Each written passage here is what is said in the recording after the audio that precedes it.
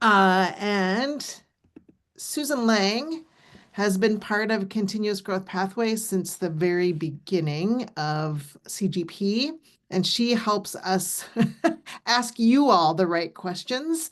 And so it was asked of her to try and lead something like this for all of you and thinking of your contexts as Oh yeah. leaders. So without further ado, Susan Lang, everybody. Yeah, thank you for taking time in your day to talk about data gathering, which is one of my favorite topics, and actually something I've been doing for almost 20 years now. Oh, wow, it's best not to calculate those kinds of things. Um, but yeah, I appreciate you taking your time because I know it's valuable. So I am an independent consultant. I have been working for a number of years with organizations. I work with nonprofit organizations, public sector organizations, and in the last 8 to 10 years, faith-based organizations around thinking about information or thinking about data and what is the kind of things we want to know? How can we know them? What's the best way to do that? What are the kind of tools that we can use? And then helping develop those tools, doing analysis, and being part of that whole process. I am also ELCA Lutheran. I am a member of Faith Lutheran in Spicer, Minnesota. And so I have, as when I was on council and as just a congregation member, have seen at least my congregation how we've done different kinds of data gathering, sometimes great and successful, and sometimes not as successful. And certainly in just talking to pastors over the years, have heard some horror stories of big survey sendouts and zero responses, and things like that. So what I want to talk to you about today is thinking about asking the right questions, what I'm recommending is a process to go about that, and then give you some more kind of tangible suggestions. But before that, I wanted to just ask you to share with me when you're thinking about asking the right questions, in what context are you asking that? I know some of you are driving, so if you just want to speak it, that's great. If you want to put it in the comments, that's great. I'm open, but I'm in my head, I'm thinking about kind of strategic planning or strategic based questions in a congregation. But are there other sort of situations that you guys are coming to this webinar hoping for some insight in, or other specific sort of scenarios in your professional life that you're thinking about? Because I'll kind of spin my thing to lead to those. So if you could just take a minute and put that in, that would be great. And just as you're doing that, I am open to questions as we go. You can enter them into the comments, and Laura will help me by monitoring that and getting those to me. You can also just put yourself, make your microphone active and just interrupt and speak your questions, and go from there. So we have about an hour and a half. I'm going to try to leave time at the end for questions as well, but I think sometimes when we're in a topic, it's easier for you guys to ask your questions when we're there. So, Laura, does it look like we got any feedback? Oh, Tammy, yeah. Yeah, I am parked now. Um, well, I was attracted to this just because I'm having some communication challenges, and my mutual ministry describes it as everyone just wanting to be Minnesota nice. I'm like, well, it's not helping me gather information. So even just how to work around, nobody wants to say anything they think might cause tension or negativity, in any way, even if it's anonymous, I think. Yeah. Okay. I'll try to talk about that a little bit. Anything else? I have one thing too. This is Amy Carlson. I'm one of the ones not on camera because I'm also driving. And I serve in Hector, for those that you don't know me, southwestern Minnesota.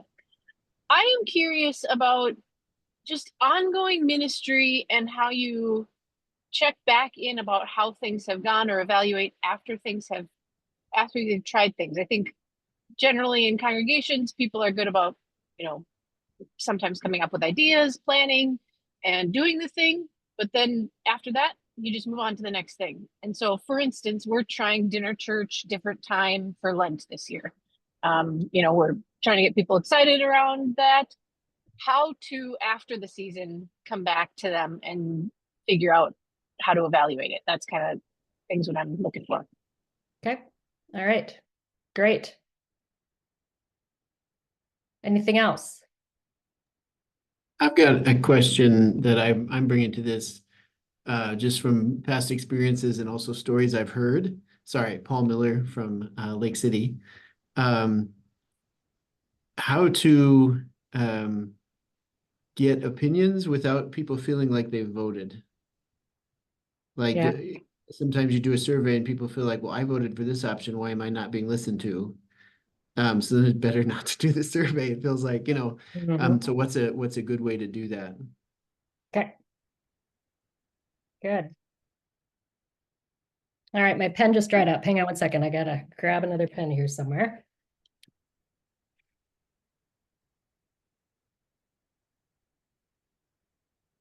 Okay, good. Any more? Laura, any more? I'm over here. I'm Tim Maybe from Cannon Falls, and mine is how to get those who we may not connect with as regularly to participate, which I think is possibly almost impossible. You have asked the $1 million question that I think many of us would like to answer, but I can talk a little bit to that. I mean, I've actually heard things in the past. Well, I would come more if we did this. Well, I can't do this if I didn't know that you wanted to do this. Yeah. Okay. And I'm down in the mailroom of our house. My wife has the executive floor, so I'm gonna turn off my camera. All right. Fair enough. Anything else? Hey, I'm Sarah Krolak. I serve in Waseca and Janesville. And we had a really messy uh, survey process about worship times with my 2 Point parish last year, 2 years ago. And I had delegated it to someone to form the actual survey itself. And it turned out that they did not, in fact, know what they were doing. And then we ended up sending out a survey that then had not even the correct questions in it, didn't even have the agreed upon suggested worship times for people to respond to. So how resources to equip people to assist us in this process so that we don't have to do it all ourselves. Mhm. Where to point people to help them learn too, so it's not all on us. Okay.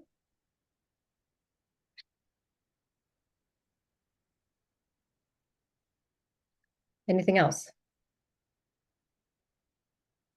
Laura, anything in the comments?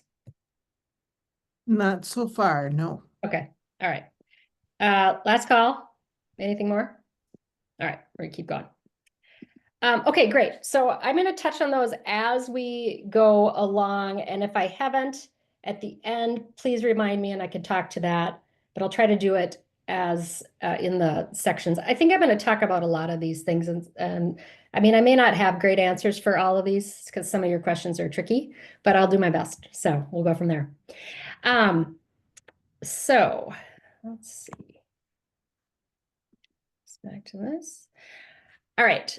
So when you want to think about gathering information, I think a lot of times people don't do a great, I know they don't do because I'm not saying you don't, you may be the exception to the rule, but in general, people don't do enough upfront to make sure that the process works well.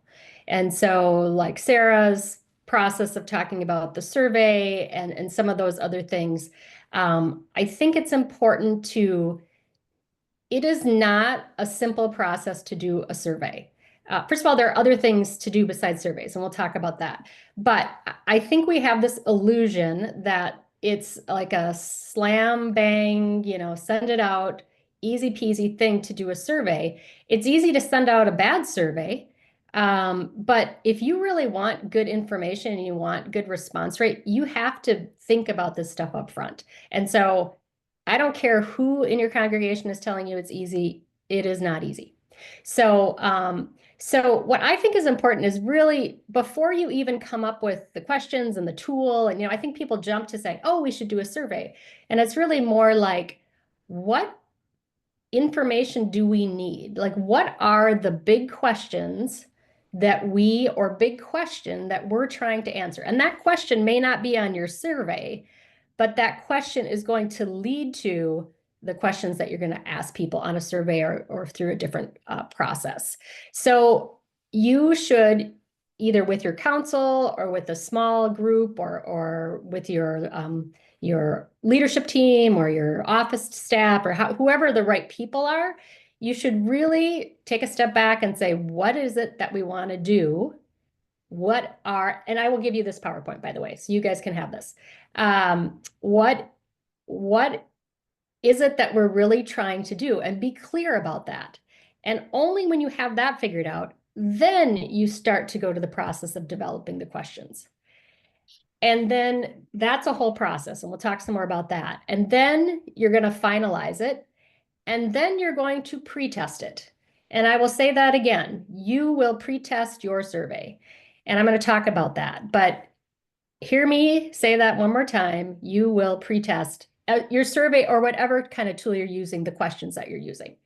And then there's a whole process of how do you deliver the questions, either via online or mail or, all the different things. And then there's a process of the analysis. So there really is, it's not a simple, quick thing to do this well. Now, again, this doesn't take months at all, but I think it's really easy to jump into developing questions before you really think about the planning process. So there's a lot of different tools that I use in my work, but I think when I think about you all in your congregational settings, I think that there's kind of 3 types of data gathering techniques that are helpful. And when I think about the questions when you're talking about people not really giving you, they're being nice and they're not really giving you good answers, I think some of these can try to help suss that out a little bit better. But one of them are doing focus groups. One of them are doing interviews. And then the one that you're all thinking about is doing surveys. So I'm going to talk about all 3 of those. So I don't know if many of you guys have used focus groups, but when I think about challenges in congregations and difficulty in getting people to respond, I think these are underutilized. And a focus group is basically a gathering of people somewhere. And in my congregation, when we did it at people's homes. So it was a social thing where we had some food and, the Lutheran thing, we always have food, coffee, and then we sat and we talked about some stuff. So you don't want those super huge. If I was doing them for, as a consultant, 15 is kind of tough, but you have to, some of this is pragmatism on your part when you're trying to organize these things. But you want to keep them reasonably sized, and you really want to think about group characteristics when you're organizing. So I know that without thinking very hard, the person who doesn't do well in these group conversations because they take over the conversation and don't let other people speak. So those people can participate in this, but you need to really think about the characteristics of the people that you have when you're organizing that. And there are other personalities, people that don't participate as well, people that are always really negative. There's stuff that's written about kind of how to manage these different personality types. But think about that, but then also think about who people would be comfortable with to talk together. And I think you can argue this a lot of different ways, so there's not one answer, but does it make sense to have young families be together because they maybe share some different similar age life bracket that they're in? Or does it make sense to mix people up? So as opposed to saying, okay, we've got our young families, we've got our singles, we've got our empty nesters, we've got our older people. How does it make sense to organize those people? This is something you invite people to. It is a formal thing. Like you invite, you follow up, make sure people are showing up because that's half the battle. And you have a predetermined set of questions, and they tend to be open-ended questions. And a focus group is the chance for people to kind of bounce off each other. And so I think sometimes when people are just nice, this kind of situation helps people kind of get past that because you'll have somebody say, well, how do you all feel about our dinner, what did Amy say? Dinner church process that we've been doing. And people would be like, oh yeah, I think it's nice. And yeah, I think it's nice. And then somebody says, well, I kind of wish it was not as frequent. And then you'll say, oh, well, tell me more about that. And they'll say, well, blah, blah, blah. And then someone else will say, well, yeah, I actually think, and so that permission to speak starts to happen. And there's so much group dynamics psychology that goes into these kinds of things. But really, I think that can get you to people can still be polite, but they can share their opinions because they're hearing other people in the group share their opinions. And maybe you want to seed your group with some people that can start those conversations. You're not seeding them with it, and you're not asking a focus group to come to group consensus. That is not the point. Okay, we all need to agree whether we're going to hire a second pastor or not. That is not what these are for. But this is to suss out how people feel about that. And the benefit of these kind of things is you can get more information than you get on a simple survey. Because a survey, you can't interact with someone on a survey. You can give them different questions depending on how they answer. You can give them open-ended questions, but you can't have that human interaction piece of it. So I think there's a lot to be said for focus groups. They're a lot of work. They're not very expensive. I mean, it's time, people's time that is expensive, but there's no dollars involved necessarily, I guess, for food. But I think we underutilize this as a tool.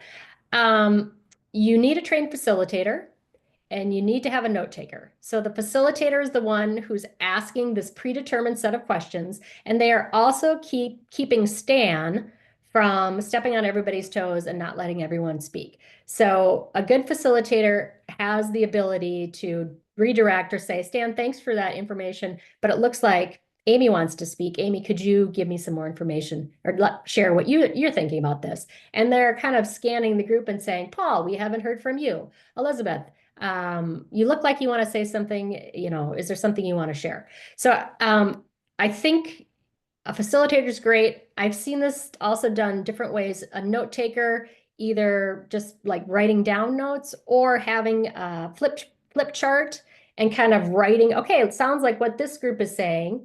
Do I have this right? It sounds like our group is saying that we think that dinner church, the good parts about it are this, but we'd like to see these kind of things change or change the caterer or whatever. So focus groups are, I think, a good thing. It's hard to get people to show up. So there's a lot of upfront labor that you have to put into as far as calling and encouraging people to come.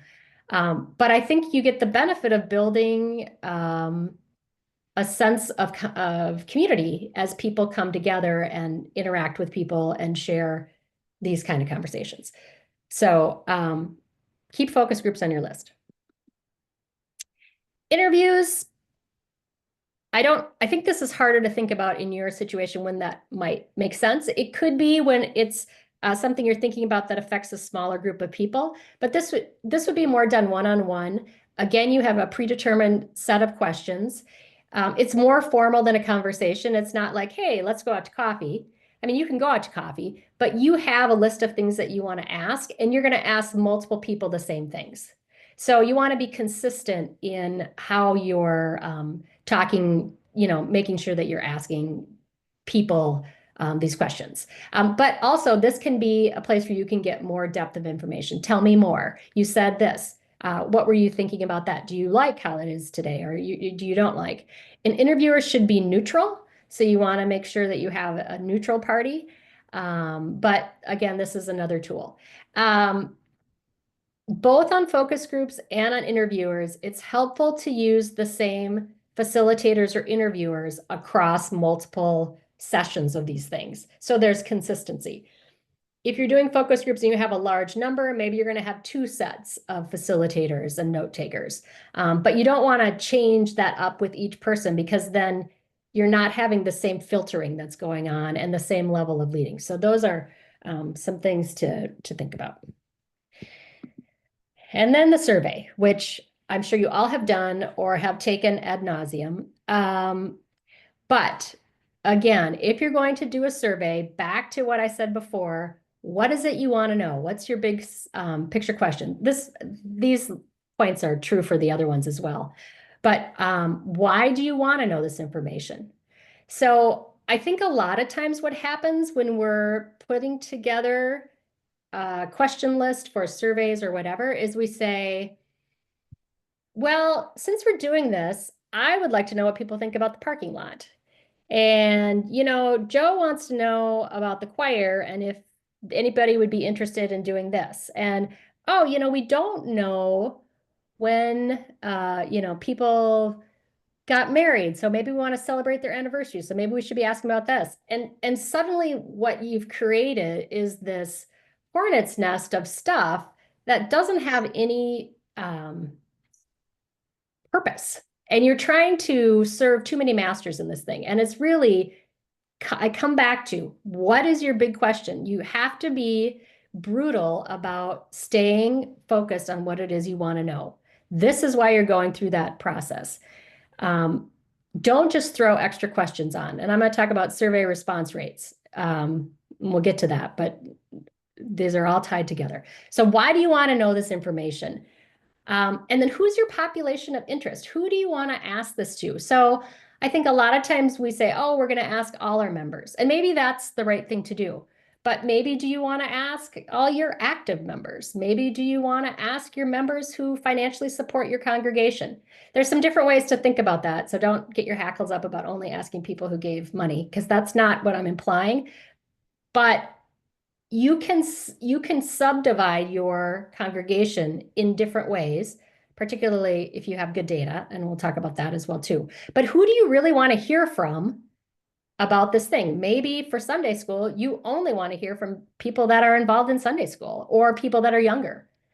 Or maybe you want to get your whole church because you think they're going to be volunteers, or, again, you can answer this question a million ways, but think about it. Who do you want to know this information from? And what's the timing of the information you want to collect? So if you need to know something by a certain time to be able to make a decision, make sure you ask before. There's nothing more irritating than feeling like the decision was already made, but then you asked me and now you're not listening to my response. And that's a little bit some of this voting, feeling like my opinion is my vote. But be clear on the timing of when you want to do this. So you need to be kind of planful and thinking about this stuff in advance. And then should you even do a survey? Are some of these other options a better way to go? So if you do a survey, and I think a lot of times a survey is the right answer. I'm not dissuading you from surveys. I've written many, many surveys. But one of the things you want to think about is the survey delivery. So how are you going to deliver your survey? Are you going to use some kind of online tool? Do you need to have paper? Online's way easier because you don't have to enter stuff in, but sometimes you have low-tech people. So how do you think about that? But you could do online and paper to try to do that. Paper is expensive, right? You have to mail it out. Well, if you want to get it to people, you probably have to mail it out. But I lean towards online. There are lots of survey tools out there. I have highlighted 3 that I have worked with that I think are probably, you may have a favorite one that's not here, but Google Forms is one that you see a lot of. And the main reason you see a lot of it is because it's free. It's pretty easy to use. You have to have a Google account. But it's not that hard to put together. And it has basic analysis capabilities. So, giving you some charts about how many people responded this way and that way. So I think Google Forms is a good option to consider. If you want to go up a level, then there are paid options. SurveyMonkey is the one that I use all the time. And then Alchemer, which used to be called Survey Gizmo. I have also used that one. SurveyMonkey and Alchemer have a free license that you can use. With SurveyMonkey, it's limited you can only ask 10 questions and you're limited to 100 responses. Alchemer they don't have a question limit, but there are some limitations. I can't remember what they are. I thought I wrote that down and I'm not thinking of it. But there are some limitations on that. To upgrade is $55 a month for Alchemer, $100 a month for SurveyMonkey. The thing to remember is that you do not have to subscribe for a year. So you can subscribe for 2 months or 1 month and knock your survey off and then not do and then go to an unpaid subscription. So it's not an ongoing cost. You can use it and then not use it. You'll still keep your account and you can still have access to your data, but you can upgrade to paid and then downgrade back and forth with those accounts. So those would be the ones that I would suggest you look at.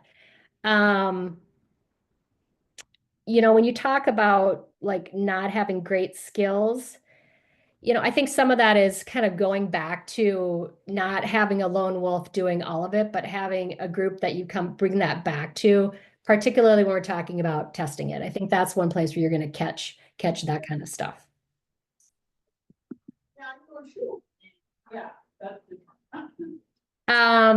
So for sending out a survey, first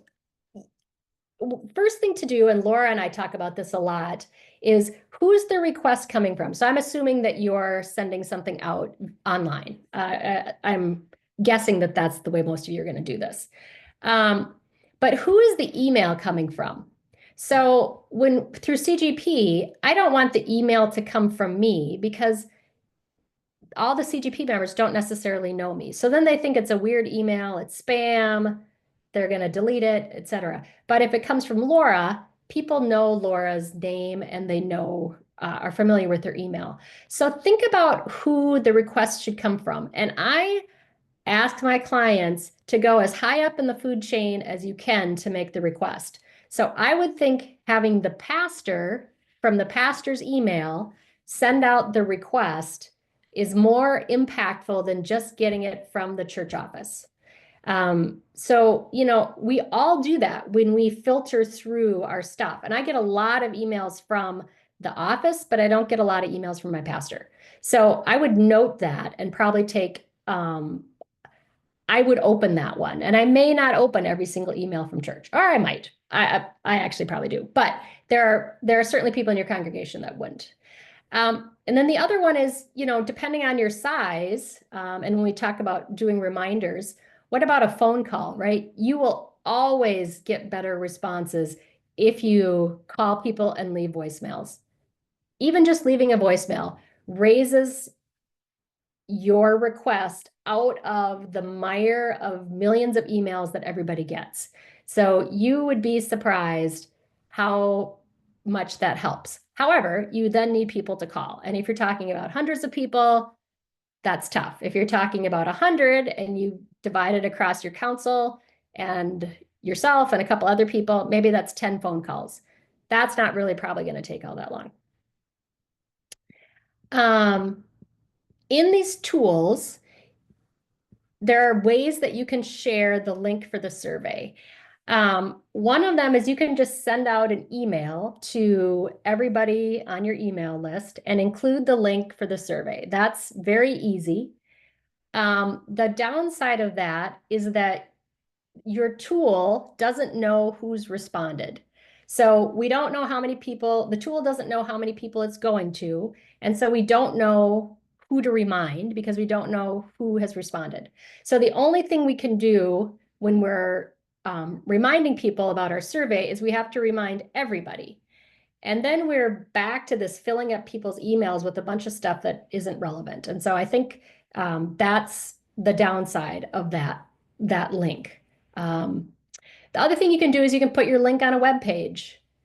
Same, it's easy, but there's no way to remind people about the survey because you don't know who's looking at your web page. Now you could send out an email to your whole email list. That's certainly possible, but you can't be as targeted with your reminders. But neither one of these are bad options. I'm just giving you the pros and cons to it. The other thing that I like to do in these tools is that you input an email list into the tool, and the tool sends out the invitation. And so like on SurveyMonkey, it'll say from Laura Ossie via SurveyMonkey. And what the tool does is keeps track of all the emails that it's sent from, and then it knows who, because each person gets a separate link, it knows who's responded.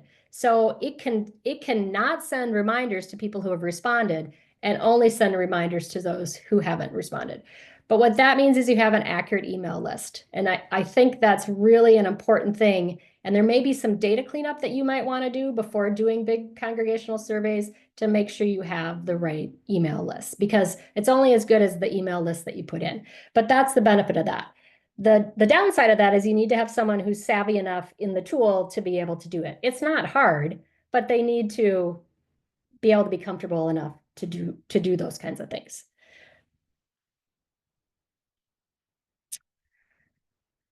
Okay, so a lot of times, and I've heard from people that, we had this survey, we, did all the stuff, we mailed it out, and we had zero response. And I have certainly seen surveys get poor response rates. So what I wanted to do is just share with you my lived experience and just kind of what research has said in this world of how you can try to improve your survey response rate. Because the accuracy of your information will be better the more people you have to respond. That's just the reality of it. I mean, you may have people repeat the same thing over and over, but you're going to know that a lot of people think the exact same thing. But the longer your survey, the lower the response rate. And I know this from lived experience. I will start clicking into a survey and I've got a certain tolerance, and all of a sudden I am not anywhere near done with the survey. And I'm like, close it. I'm not doing it. So you want to keep your survey short. And that goes back to my point before about not overinflating the questions that you're asking on your survey, because what you're going to have is people bailing out on your survey and not answering. And as we get more and more requests for surveys, people's filter of what they're willing to respond to becomes smaller and smaller. The things that get through that they're actually going to get their attention. So if you keep it short, you've got a better chance of responding. And so that's that little pencil. That's my visual reminder of keep it short. So I still have my pencil. So I want you to remember to keep it short. But here's some other tricks that I think make sense. Let people know in advance that a survey is coming. You don't want to be like a cold call survey email thing. People need to know that an important survey is coming. And you can do that in a lot of ways. One, you can share it in services, in newsletters, in other communications that you have. But you want to lift up the fact that this survey is coming and you should be looking for it. That is important. Hang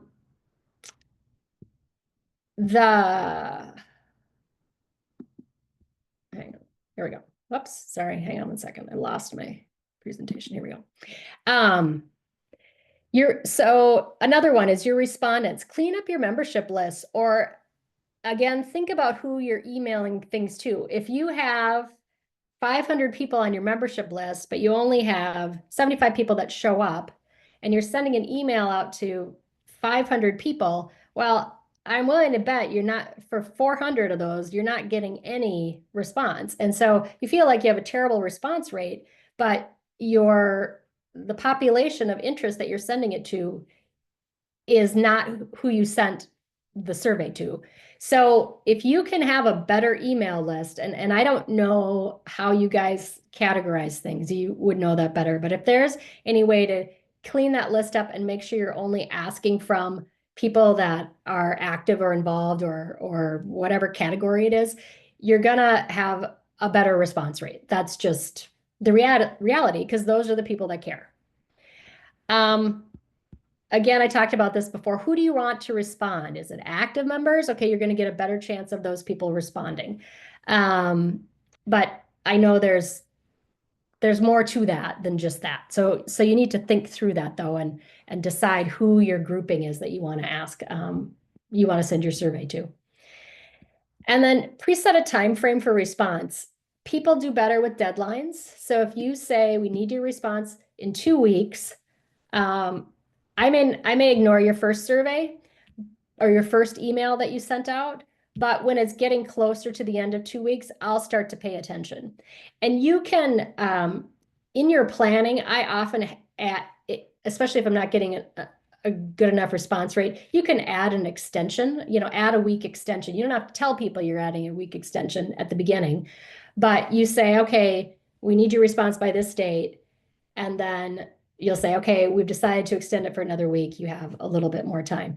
But if you just say, please respond to our survey with no response rate, I'm going to say, oh, I'm going to flag it and I'll come back to this at a later date. And then I never come back to it.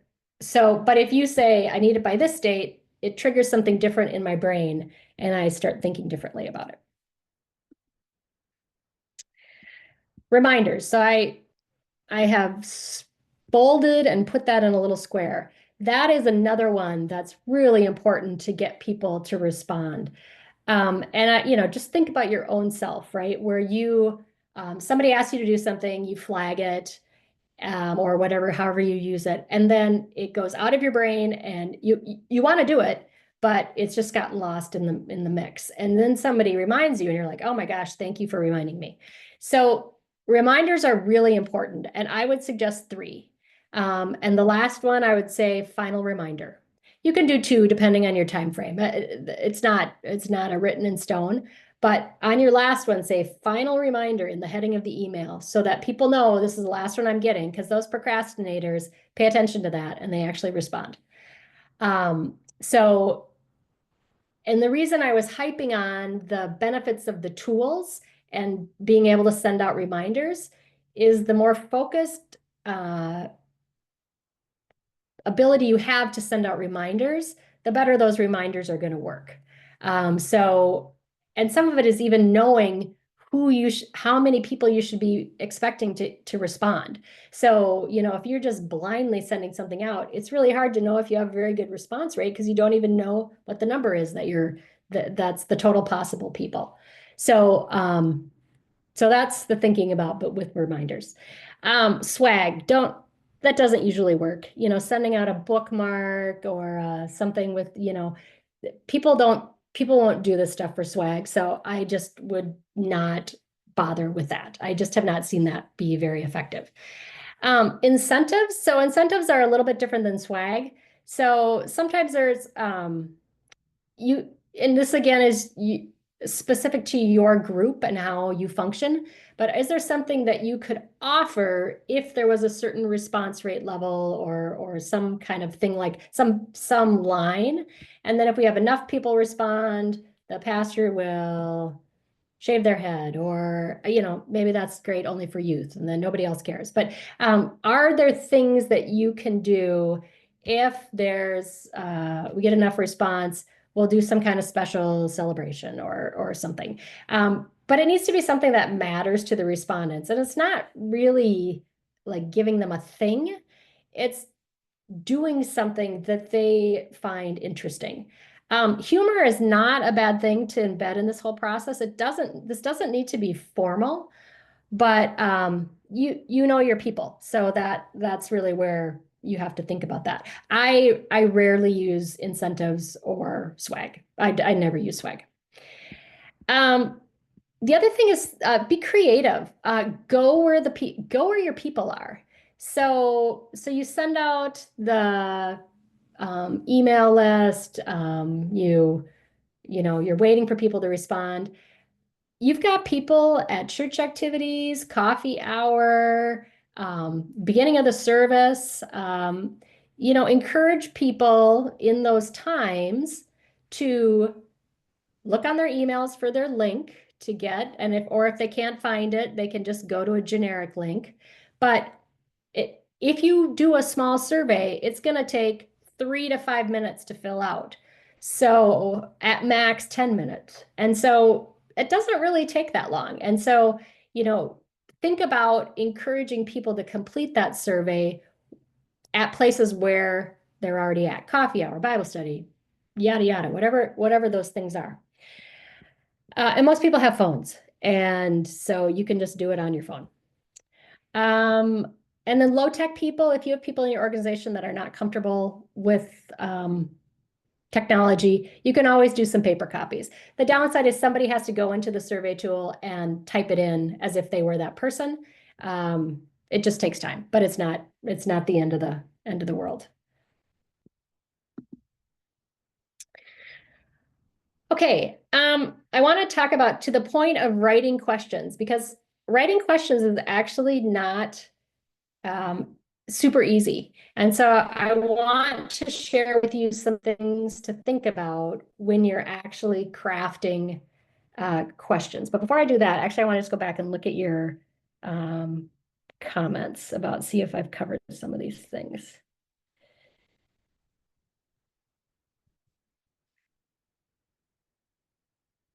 Yeah. Tim, unfortunately, how to get those not involved more involved? I don't know that I have a great solution for that one, unfortunately. The only thing I know, and this doesn't have anything to do with data, but it's just people respond better to personal asks. I mean, that's just the reality of it. And so, and that's just a labor intensive thing. But unfortunately, I don't have a great magic bullet for you on that one. So, okay, so I'm gonna keep going, and then at the end, if you still want to ask me more or have some follow-up, we'll go with that. So when you're creating your survey or tools, always have the mindset of being focused on your respondent. So not, what do I need to know, but rather what would they want and be willing to share with me? Because you can ask the question, but if they're not willing to share the answer because it's too sensitive, or they don't think it's any of your business, or it's too hard of a question or whatever, then they're not going to answer it. So always be thinking about who's filling out this survey when you're coming up with these questions. One really important thing, and this is about getting people to respond to things, is why should I care about that and give you my time? And so when you're doing your announcement about whatever data gathering thing you're doing, you need to be very clear about why everyone should care. And so this information will be used to do this. And you need to make that, it's not so that the council can do a better job. It's how is this going to help me? And so if you can answer the question of how you filling this out is going to help you and not only just you, but the broader church or our congregation or whatever, people tend to be motivated first by how it's going to benefit them or their family. And so you need to be clear, again, back to the question of what's your main question. You need to be clear about why I should care. And that information should be briefly stated in the reminders that you send. It should be briefly stated in the survey email itself. Or in the intro to the, when I click on the survey, sometimes you have a text at the beginning. This survey, thank you for your time. This survey will be used to help us make our Sunday school a more meaningful experience for our kids and help our volunteers so that they can do a good job or whatever the thing is. But I need to know what that information is. And I'll talk about it later, but later, I believe you owe it to the person to tell them what you found out. So there is sort of a feedback loop. They're going to give you feedback and you need to let them know what you learned. The other one is you want to make it easy on your respondents. So that's called reducing their cognitive load. So, and I'm sure you've taken surveys where you read the question and you're like, wait, what? And then you read it again and you're like, I don't know how to answer that. Well, most of the time you either skip the question or you bail out of the survey. So you want to make sure that it's not hard for the respondents to, they're not hard surveys to take.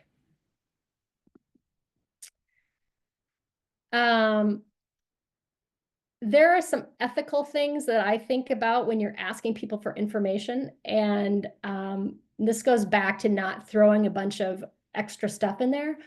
Only ask for the data that you need and know why you're asking it. So just be very clear. I think if you're asking me to share information with you, you owe it to me that it be information that you need and it's something you're going to do something with. So just kind of be thinking about that as you're asking that information. Again, need versus interest. Yeah, I'm interested in what your favorite color is, but I really don't need to know that. So I don't need to ask it. The other thing that I see happen is what's called scope creep. So we say we're going to focus on this particular question that we're answering. And then people start adding additional questions. And then suddenly it's like, well, we're actually going to do this and we're going to do this. And suddenly you've created something that's way too big to manage and you're not going to be able to do a very good job. So just be cognizant of scope creep. It costs you, it's going to cost you, and if it's not money, it's going to cost you in time and resources. But you want to keep things really tight. So be cognizant of that. Again, relevance to survey respondents. Why should I care? And then, like I said before, share results as appropriate. It may not be appropriate to share every single result, but people are curious. And then it's like, oh, yeah, I did give you this information and you did something with it. And that builds your reputation with them of being a good person to give information to because you use it and you do something with it. So I always think about sharing. Sometimes it's not appropriate, and and you're not going to share individual comments or again you have to put parameters around this. But I think sharing things is good if you can do it.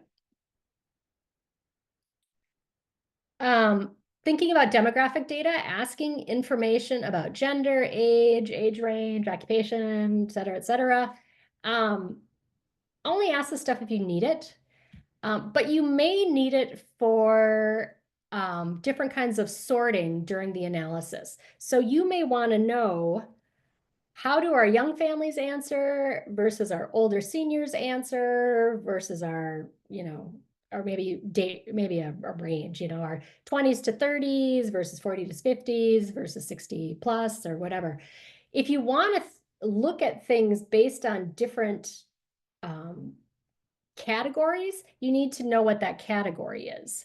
So, and you may know it already, but you're probably, unless you ask for the person's name, you don't know who's responding.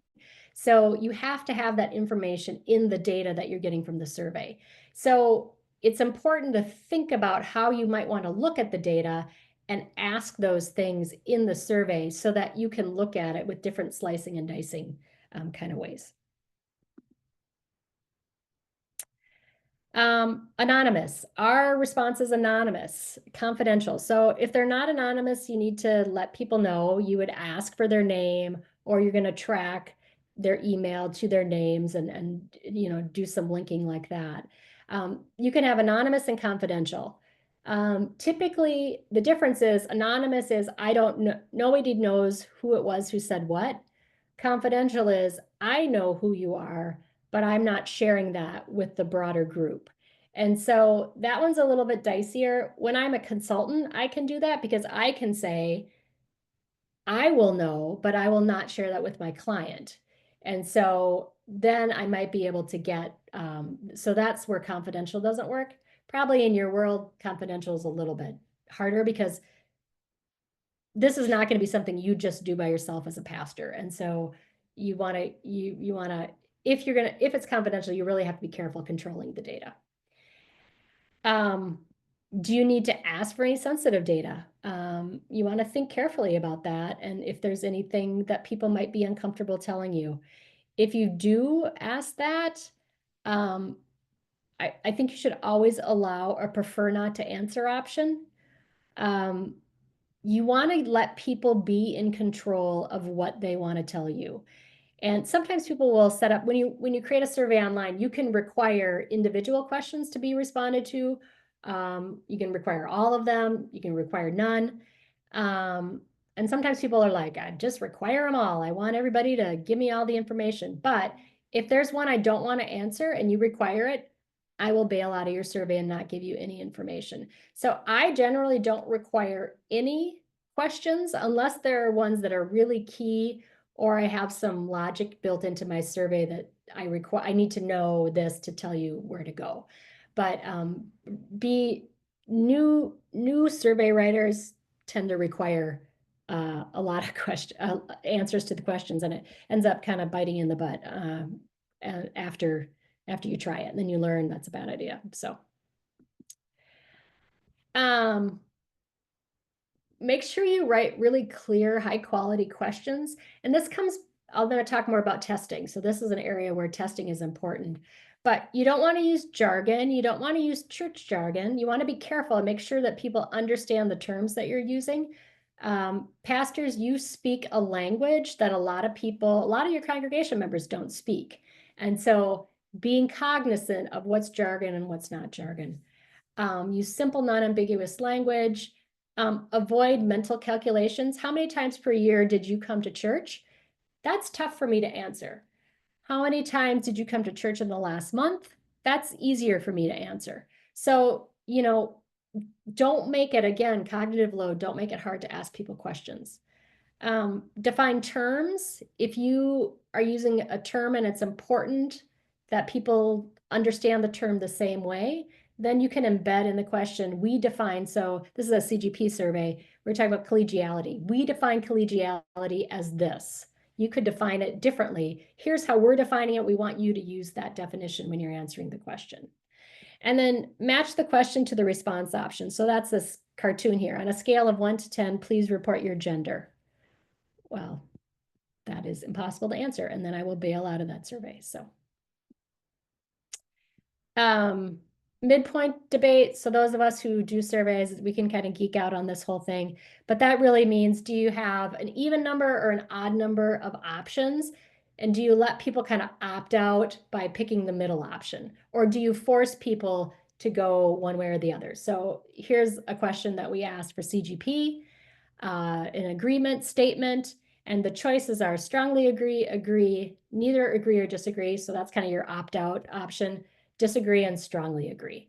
So you can come down either way on this. I think most people tend to give kind of a middle option to let people opt out.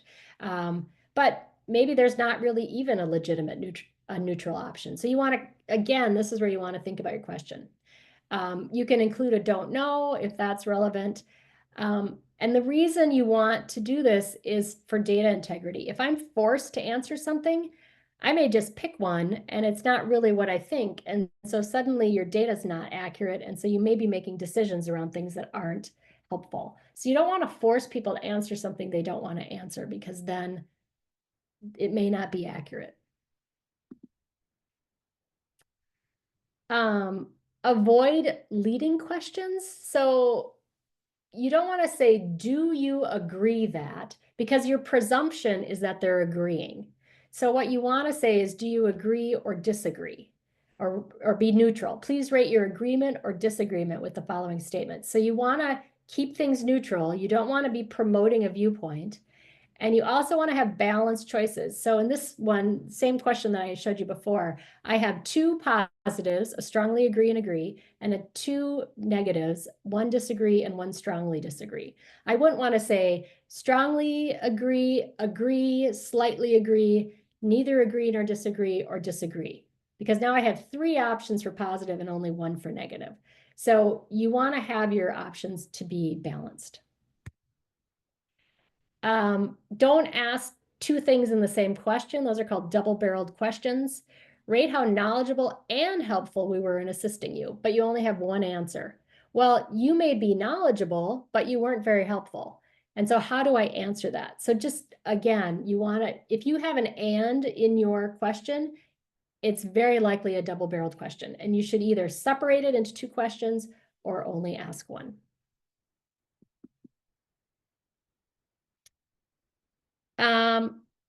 In surveys, you can ask open-ended questions and close-ended questions. The close-ended are ones that have specific choices, like we saw a Likert scale or the different options that you have there. Open-ended questions and surveys are really helpful. You get more depth of answer. They allow you to be flexible in what you write. They can possibly increase your non-response rate if you ask a lot because they have a higher cognitive load. I actually have to think about what I want to write. I have to craft it. I have to type it. And so those are things, if you have a lot of those, people can opt out. So use those sparingly.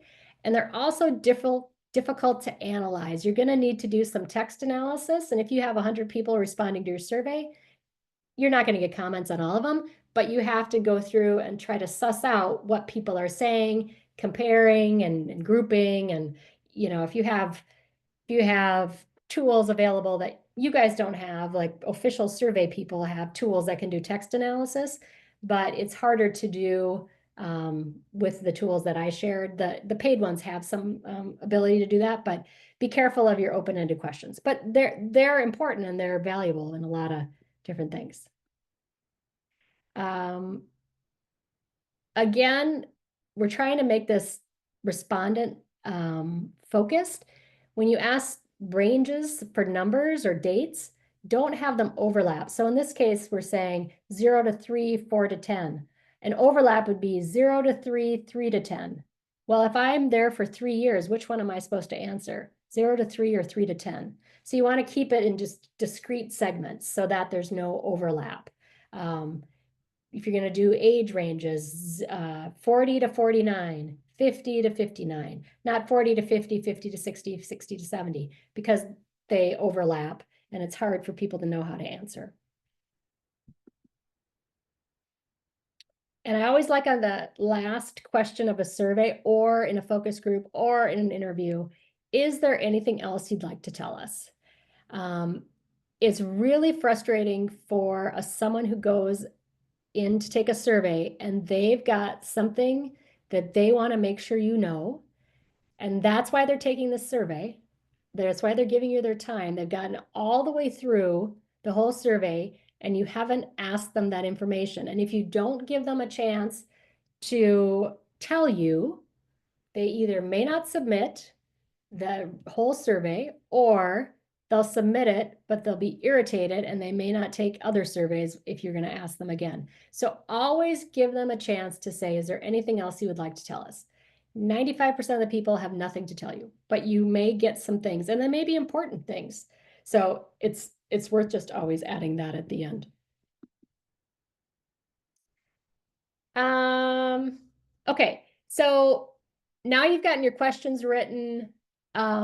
Pre-test your survey, and I really think a lot of your frustrations will go away if you take the time to do that. So the way to pre-test your survey, the thing that I think is the easiest way, is to get 2 or 3 volunteers who are not part of your survey development. So the last thing you want is somebody who helped write the questions or who was involved, you know, very involved in the process to be your pre-tester because they know too much. You want people that are coming into it cold. They have no idea what this survey is really about. And you want them to take the survey and give you feedback. Did they understand all the questions? Did the choices make sense? Were there any errors? The thing that I actually like to do with this is sit down with the person. It's called the think aloud process. And I want to sit with them while they're taking the survey and say, okay, go ahead and start taking the survey, read aloud the question, the choices, tell me if you're confused or what you're thinking about, which answer choice you would pick, or if that's sensitive information, is it clear which answer choice you were going to pick? Were there any problems with that question? And then they do it, they go to the next one, and you kind of walk through the whole survey with them. I write so many surveys, and every time I pre-test it, I find I get something from this process. I don't do this with every single survey, but big surveys, I certainly try to do this with. And it's just well worth the time. If you don't want to do the think aloud process, just have them take the survey, but ask them to take notes as they're going through with these questions. Are you understanding the question? Did the answer choices make sense? Were you able to find the right answer? Were there any errors, when you were clicking on the different things to make that work? This is a key thing to help your survey be successful. So at the end of your survey, so you've done your survey, you've sent it out, you've gotten some good response rates, then you need to do some analysis. You need to look at the data. And then not only do you need to look at the data, but you need to do something with the data. So that is, again, kind of with those ethics things. It's like, oh, we do all this stuff. Okay, dinner, like Amy's dinner church. Okay, we're going to ask, we're going to do some, a quick survey, or we're going to go around and talk to people at tables and see what they think about this thing. And they share some concerns or different things. And then you say, nothing happens. Well, that's really frustrating for people to be part of. So you need to do something, and you need to share that with the people of what you did. Here's what we're trying because of this. Another thing, again, I talked about this already, but looking at different types of respondents and how they answered, because you can learn some different things. You can look at all the people and what they said, but you may find that on average, people are satisfied, but your new members are dissatisfied. Well, that's a problem, right? And that's something that you want to know. It's great that the longtime members are happy, but if your new members aren't happy, then that's a problem. If your young families are happy, but your older members are not happy, that's a problem. So you probably want to be able to look at this in some different ways and try to suss out some more nuances to the information. So I would suggest, and you need to think about that up front, because if you don't know that information, you can't do it. And that applies too with the focus groups. If you want to know how different people think, group those people together in focus groups so that you're able to easily separate this group who represents this kind of person said this, whereas this group, which represented this kind of member, said this. So those are, again, you have to think about that up front. Text analysis for open-ended questions. Yeah, it's just tricky. So you want to look for common phrases or words and try to figure out what those things are doing. So, but it takes time, but you can get some good stuff out of that. And then the other thing is to walk through the data with your team to see if other people are seeing things in the data. So whatever your leadership team is, you want to share what you're seeing and see if people see something different out of that information than you did. Here are the results. What are you thinking this is telling us that's important?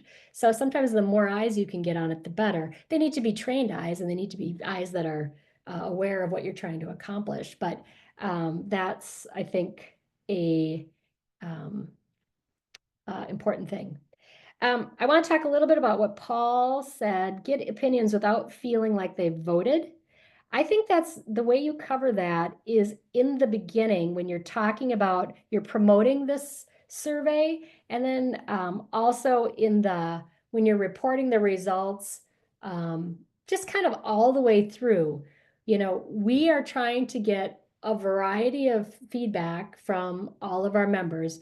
We realize we won't be able to make everyone happy, but we're trying to look at what the majority of our members are feeling about da da da da. So at least if you're setting the tone up front that you're giving me information, but you are not making the decision, and here's how the decision is going to be made.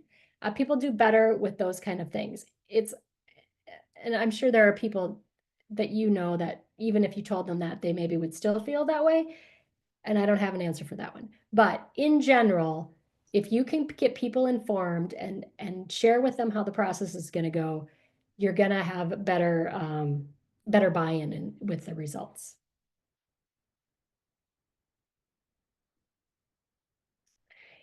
And then how do you present data at the end? So I would keep it simple. Nobody wants to read a report. Even in business, nobody wants to read a report. So keep it simple. Highlight the key learnings. And so the key learnings, that's where your team is going to decide what are the important things that you've learned. You don't need to, from an ethics standpoint, you don't have to tell everybody everything, but you need to say, here's what we learned, and this is what we're going to do with this kind of stuff. And I think if you've got a person who can do any kind of graphics kind of stuff, there's tools, Canvas and other tools, Adobe, where you can make something simple that highlights some key things, and you're going to get people to actually look at it. So consider something like an infographic. All right, I think that's it. I got done early. So is there anything else? Any questions? Any thing that I missed that you want to talk about? Any specific situations? I am available.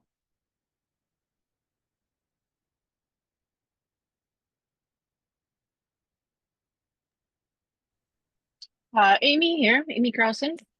Yep. I'm wondering, Susan, if you have insights or suggestions. Thank you for the information on the 3 areas you talked about. I'm thinking about like a small group that's a committee or a planning team that then comes back together that does continue their work to then look towards another thing. Is there a way to empower your council, committee, or team to just naturally, almost after every thing, seek out 2 people and ask a couple of questions very informally, and then come back to the team meeting? And then when we say, okay, what went well, or what have you heard? I've asked that of my council a few times. What have you heard since that event? And they kind of stare blankly and go, nothing. So is there a way to naturally embed that into the rhythm of our weeks and months together? Yeah. And empower others to do that in natural ways so that when we check back in, there is some sort of feedback to it.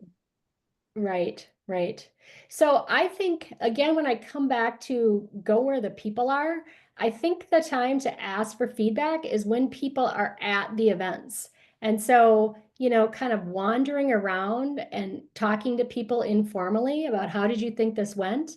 And then also not just talking to the usual suspects, because, we always have that tendency to talk to our friends or the people we know will give us good feedback. But maybe kind of as a group. So again, back to that planning piece, how do we want to get feedback on this event, and empowering your committee to see if they have ideas. And then if they don't, then sharing, well, what if we did some informal sampling? We talked to 10 people at each event. We tried to, I'm going to talk to what's the categories I care about. So I'm going to talk to equal number of men and women. I'm going to talk to youth, do some age splitting, and then just informally talk to people and then jot down notes. Because what other thing that happens is if you're not saying, okay, I'm going to now get some feedback and then I'm going to write it down, I'm going to remember what the last person told me. And so if I don't kind of jot things down as I go, that you're going to lose some of the depth of that information, and also predefining the question that you want to ask. And you can say it in a, conversational, you can change it up a little bit, but people know what it is we're asking. And so then they're going around and asking people and just getting some feedback. And then also saying during the events, hey, we're really interested in feedback. So you may have somebody stopping by and asking you for some quick feedback on what you like, what you didn't like, what suggestions you have for improvement. And if you aren't asked and you have information you want to share, please just send an email to whoever. That's what kind of comes to mind for me. But empowering those people, to empower people means that they're part of the process of thinking about how you want to evaluate and why do you want to evaluate, right? So people think like a survey, oh, it's just a lot of work. Well, the reason we're doing this is because we're doing an event. We care about the event and we care about our constituents, our people that are involved in this, and we want this to be better. So as part of that, how are we going to get information so that we know we're going to be better? Let's talk about that up front. How might we be able to do that? I mean, you can send out a quick, brief survey. That's certainly an option, but sometimes you don't know who's, to sign in or something like that. There's challenges to that. The other one is leaving like paper feedback slips, going around, passing them out, saying, if you have feedback, let us know. A lot of people won't answer. You're going to get feedback from the people who are really happy and the people who are really unhappy. But sometimes that's kind of what you want to know, and you assume if you didn't respond, they don't have anything major to say. So those would be the things that I would think about is, on that upfront piece, brainstorming and then getting them to own that. I think too, what you're trying to say is I don't want it to be my job. I want it to be our job. And so when it's our job, then we need to all talk about what we're trying to accomplish. And then how can we learn better so that we can keep doing this better? So what do we need to know? How might we go about that? Talking through some of those different options. I don't know if that helps, but that's what I got. Thank you. Yeah. Anyone else?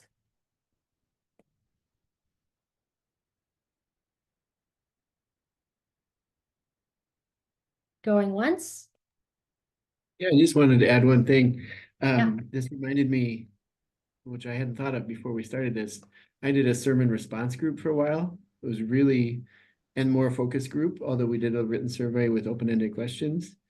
But one question that just I found worked well for, it's just reminding me worked well for a pretty quick feedback was, what is one thing you would change about this? Or something like that, one thing you would change about this experience or whatever.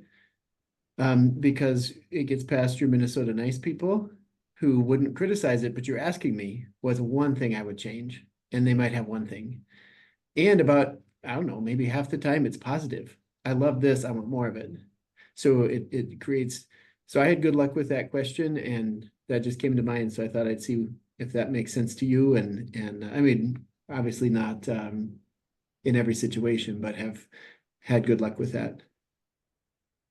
Yeah, so I like that question because it's not hard for me to figure out what you want. And so that leads me down the path of, well, here I'm thinking about what I would change. And then it's like, well, I kind of filter it through and I'm like, well, I wouldn't change anything, but I wish there was more of this, just like you were saying. So again, sometimes you don't want to be that focused, but in that kind of case, I think that's a great question to ask because it gets people, they know where you're headed. And then it's also obvious why I want to know because I'm gonna change it. So, I want to hear so that we can make this better. So yeah, I like that question. I think it's great. Any other things too as a group that you have worked well for you that you want to share with the group? Because I think that's, we learn together. So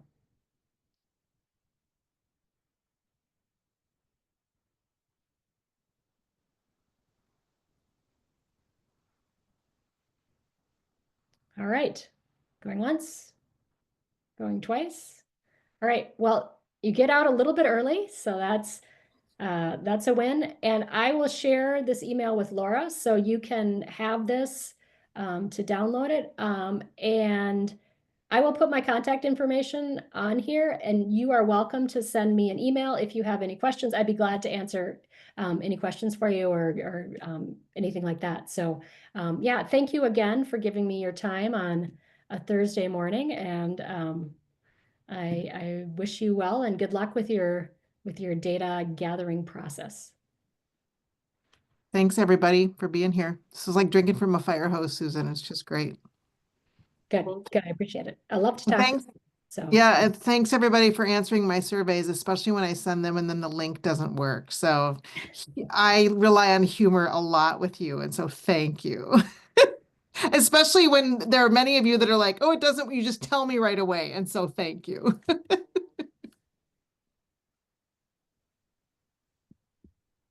Have a good day, everybody. This recording will be on the CGP website too.